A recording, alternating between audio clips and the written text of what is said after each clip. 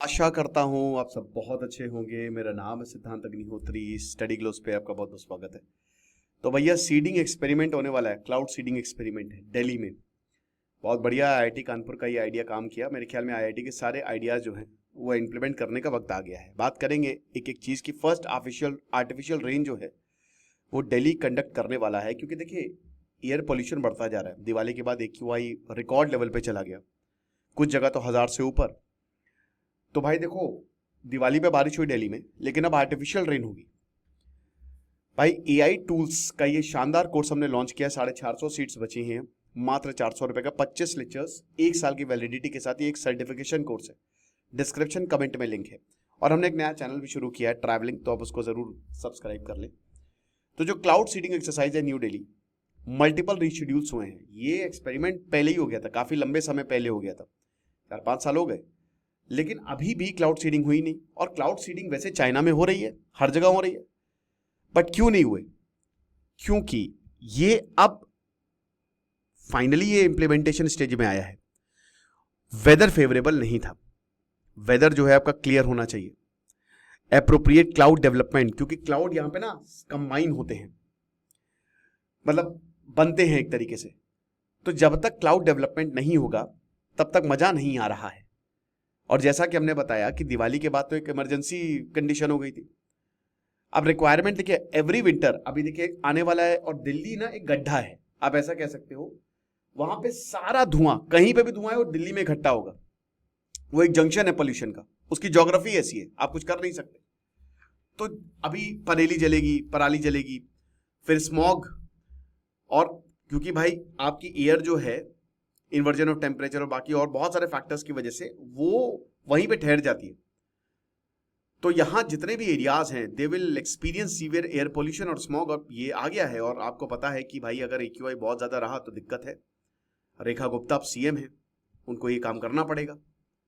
Smog की वजह से विजिबिलिटी कम हो जाती है, व्हीकल मूवमेंट कम हो जाता है, फ्लाइट्स और ट्रांसपोर्ट सर्विसेज जो है वो दिक्कत हो जाती है। तो अभी सितंबर 2025 में IIT कानपुर के साथ, क्योंकि IIT कानपुर ने ही ये काम करके दिखाया है।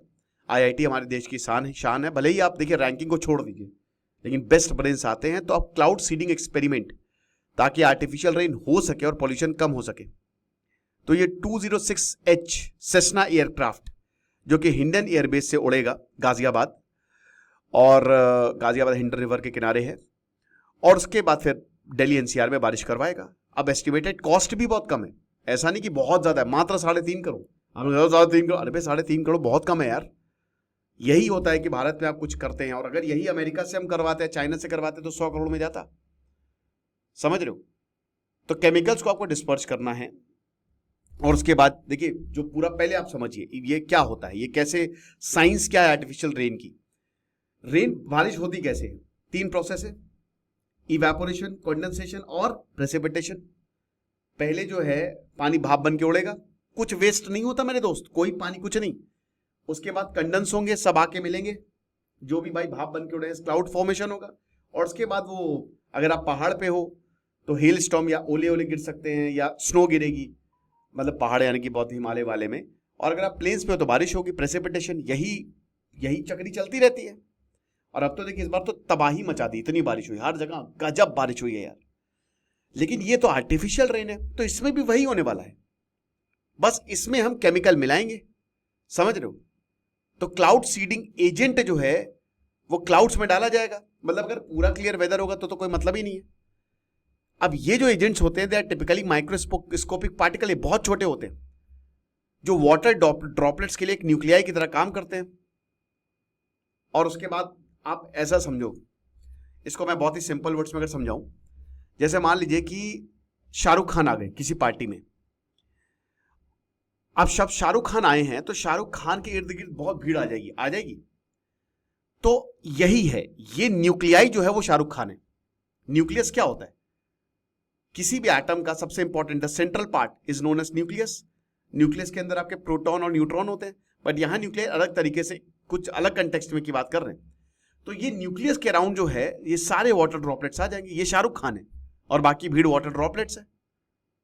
अब इसमें सिल्वर आयोडाइड, सिल्वर का Ag, आयोडाइड का I, सिल्वर आयोडाइड या पोटेशियम आयोडाइड, ठीक है, या फिर कैल्शियम क्लोराइड, जो ग्रुप 17 एलिमेंट्स होते हैं ना, पी ब्लॉक क्लास 12 सबने पढ़ा ही होगा।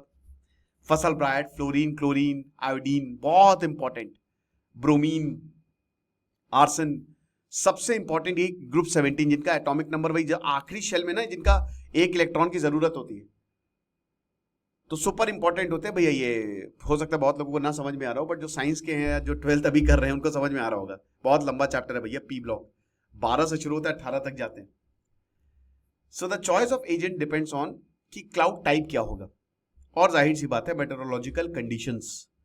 अगर वो वेदर, उसके लिए आपको क्लाउड सीडिंग के लिए आपको प्रॉपर वेदर चाहिए, जो अभी तक था ही नहीं, बहुत ही क्लियर वेदर, तो ऐसे काम होगा नहीं।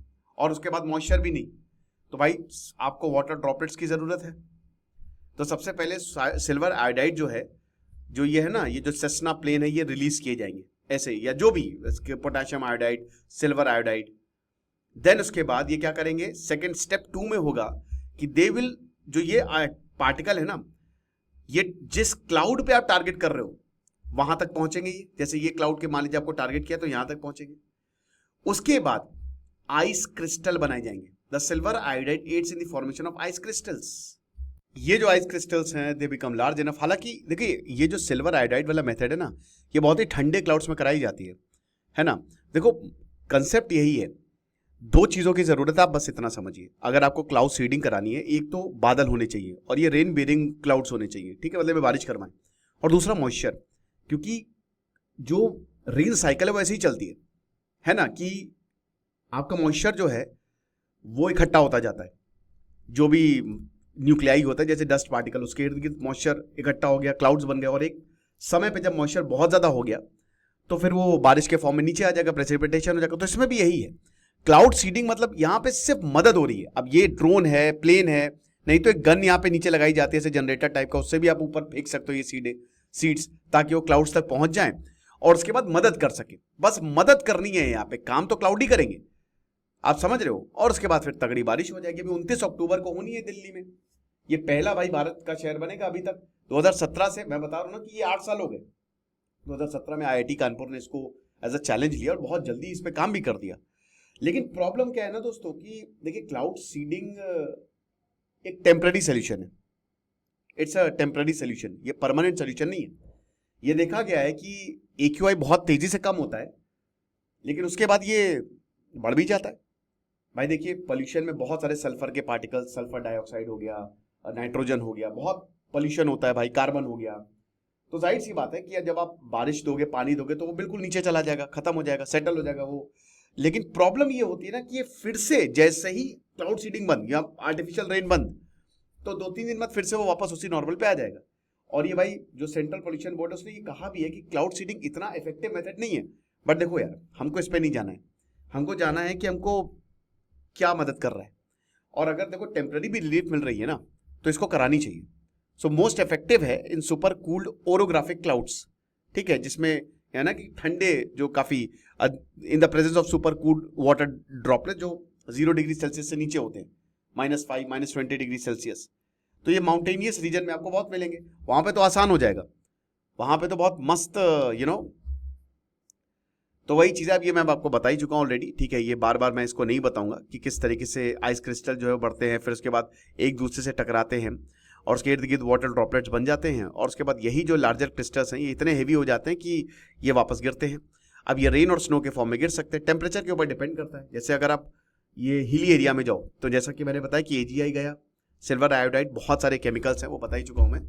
तो अब ये जब आइस क्रिस्टल्स के इर्द गिर्द ये न्यूक्लियाई बनेंगे, मॉइस्चर होगा, तो अब भाई बहुत ठंडी है, तो भाई वो स्नो के फॉर्म में गिरेगा।